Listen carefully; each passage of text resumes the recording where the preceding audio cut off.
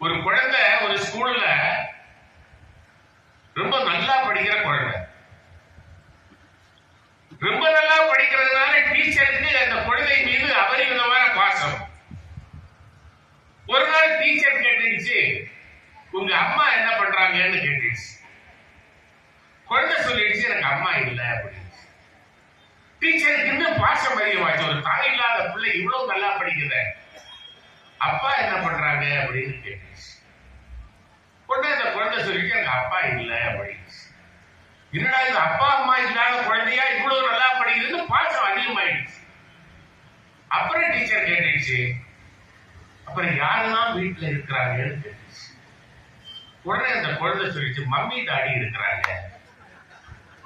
முடிஞ்சு போச்சு. இதுதான் இன்றைய நிலை. இந்த சூழ்நிலையிலும் ஒரு தமிழ் மீடியம் ஸ்கூலை நடத்த வேண்டும் என்று சிஐடி முடிவு செய்தது.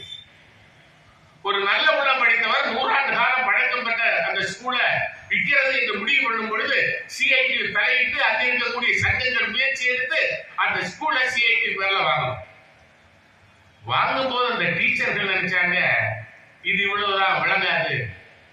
சிஐடினா கொடிய பிடிப்பாங்க, கோஷம் போடுவாங்க, இவங்க எந்த பள்ளிக்கூடத்தை நடத்த போறாங்க, இது ரொம்ப நாள் ஓடாதுன்னு முடிவு பண்ணிட்டாங்க. ஆனால் நாம் நடத்தணும். கொரோனா வந்துடுச்சு. அந்த ஸ்கூல்ல படிக்கிற பிள்ளைகள் பாத்தீங்கன்னா, பெரும்பகுதியான பிள்ளைகளுக்கு காலை என்னப்பா சாப்பிட்டு வரீங்க ஸ்கூலுக்குன்னு கேட்டா, சில பிள்ளைகள் சொல்றாங்க டீ சாப்பிட்டோம், அதுக்கு மேல சாப்பிட வழி இல்லை. சில பிள்ளைகள் சொல்றாங்க காலையில நாங்க சாப்பிடுறது இல்லையா, மதியம் இங்க வந்து தான் சாப்பிடுறோம் அப்படின்றாங்க. அவ்வளவு ஏழை பிள்ளைகள்.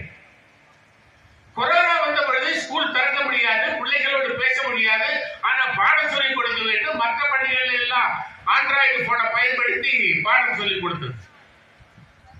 ஆனால் நம்முடைய பள்ளி பிள்ளைகளுக்கு ஆண்ட்ராய்டு போன் என்னன்னு தெரியாது. குடும்பத்தில் யாருக்கிட்டே அவங்க பெற்றோரிடம் ஆண்ட்ராய்டு போன் கிடையாது.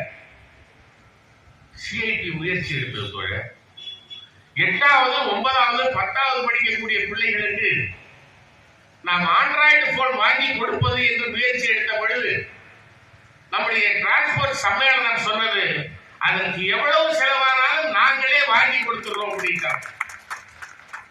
கிட்டத்தட்ட 86 பிள்ளைகளுக்கு 4.5 லட்சம் ரூபாய் செலவில் எல்லோருக்கும் ஆண்ட்ராய்டு போன் வாங்கி கொடுத்தோம்.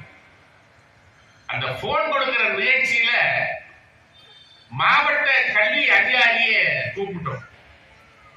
அவர் வர முடியல, அவருடைய அசிஸ்டன்ட் அனுப்புறாங்க, ஒரு மேடம். அவங்க பேசும்போது என்ன சொன்னாங்கன்னு சொன்னா,